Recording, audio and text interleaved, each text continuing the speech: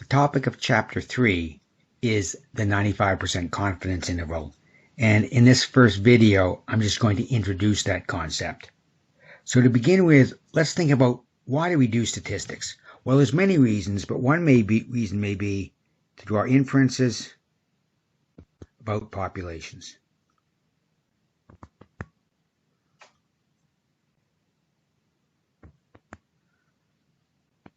In this course, we're going to focus on two different processes for drawing inferences about population. And the first one we've already seen is null hypothesis statistical testing. So, as a review, the null hypothesis that we were thinking of testing was that cattle were not having any impact on plant cover. So our null hypothesis was that mu, which was the difference in plant cover between the grazed and the ungrazed plots, was going to be equal to 0. So we went out there and we took our sample of size n equals 9. We determined that y bar was equal to 1.0, that s was equal to 1.2. We calculated our particular value of t, which is y bar minus mu over s divided by the square root of n. We got 2.5. And we got a corresponding p-value of 0.020, which said that if in fact the null hypothesis was correct, if the cattle weren't have any effect on plant cover, then the probability of getting a difference as great or greater than that we observed, which is 1.0, would be very low. And as a consequence, what we assumed was that the null hypothesis was incorrect, and in fact the cattle were reducing the amount of plant cover. So that's one way in which we can draw inferences about populations. And what this chapter 3 is going to focus on is another way of drawing inferences about populations, and that's through the construction of 95% confidence intervals. So 95% confidence intervals. And so the way this chapter is going to proceed is as follows. We're going to think about 4 different scenarios. And we can think of those 4 different scenarios of different combinations as to whether or not the population standard deviation is known or unknown. Now, I think in your notes, I make reference to whether or not the variance is known or unknown, but obviously if you know the variance, you know the standard deviation, so that whether or not I speak in terms of variance being known or standard deviation being known isn't going to have any impact. So we got that, and then we got a question of what parameters we're interested in.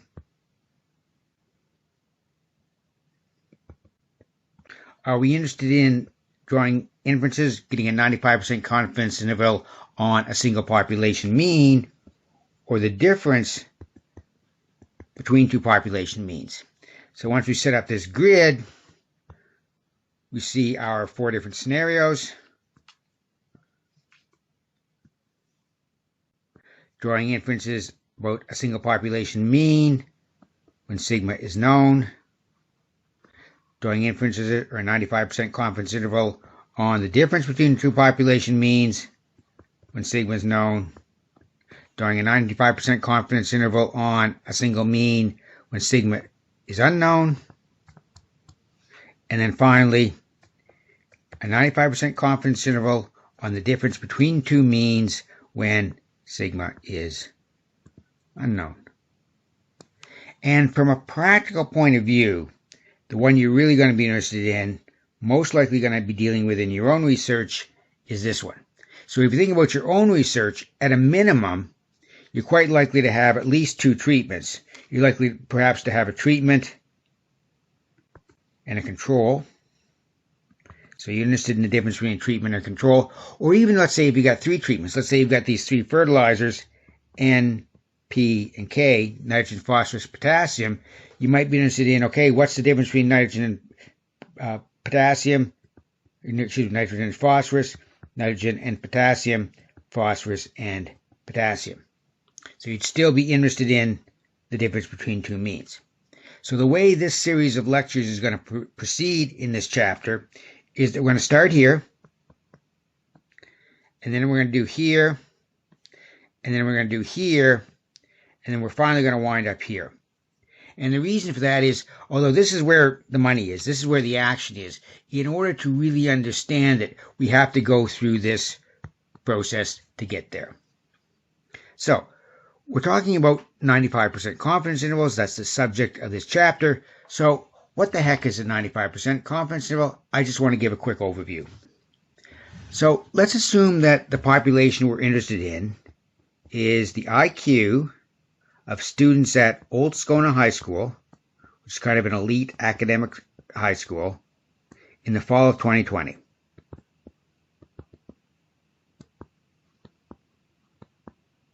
And let's say we've got access to student records that shows the results of their IQ tests that they took when they were younger folk. So what are we going to do? What we're going to do is we're going to go out and we're going to take a sample, and on the basis of this sample, we're going to start all over again. We're going to start all over again. Start all over again.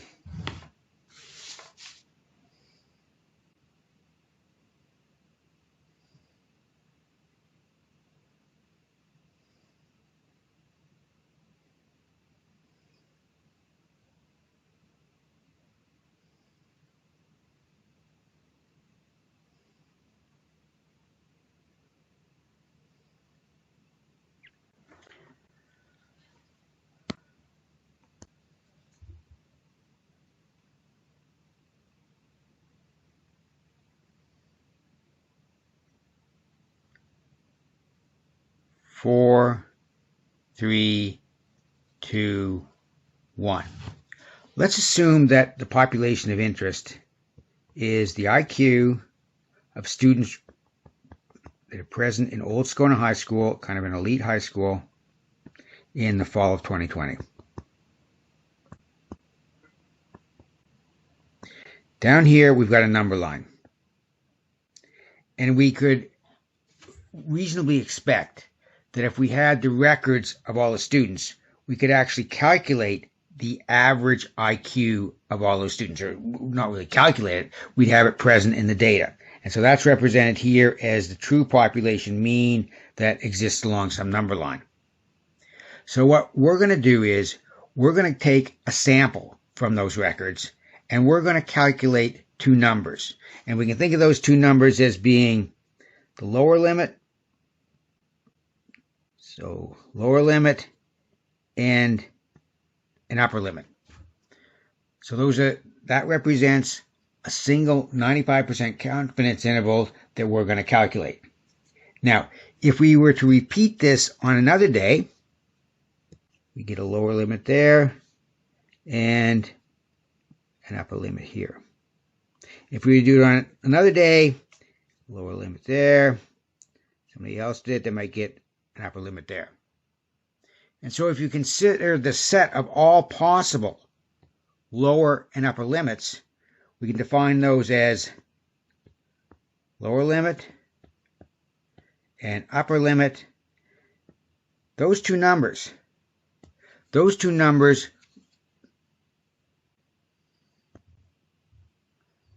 we can think of those as being a random variable.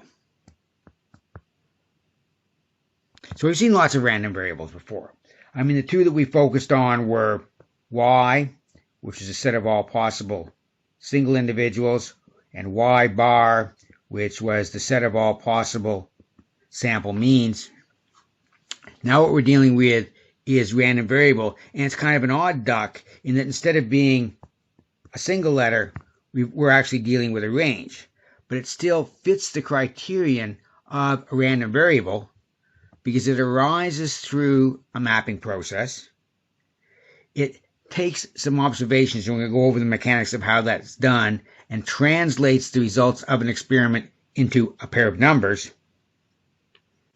And also you can recognize that this thing here is the set of all possible 95% confidence intervals that could be constructed by this process. And the thing to keep in the back of one's mind as we go through this is to focus on the process.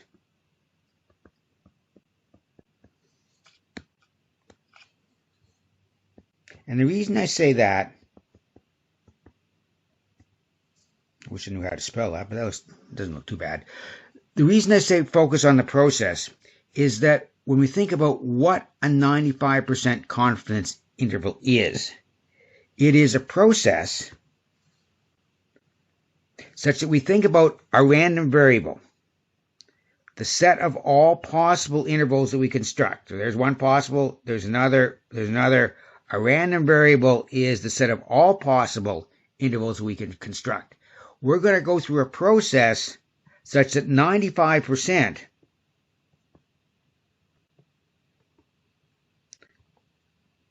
of those intervals would cover the mean.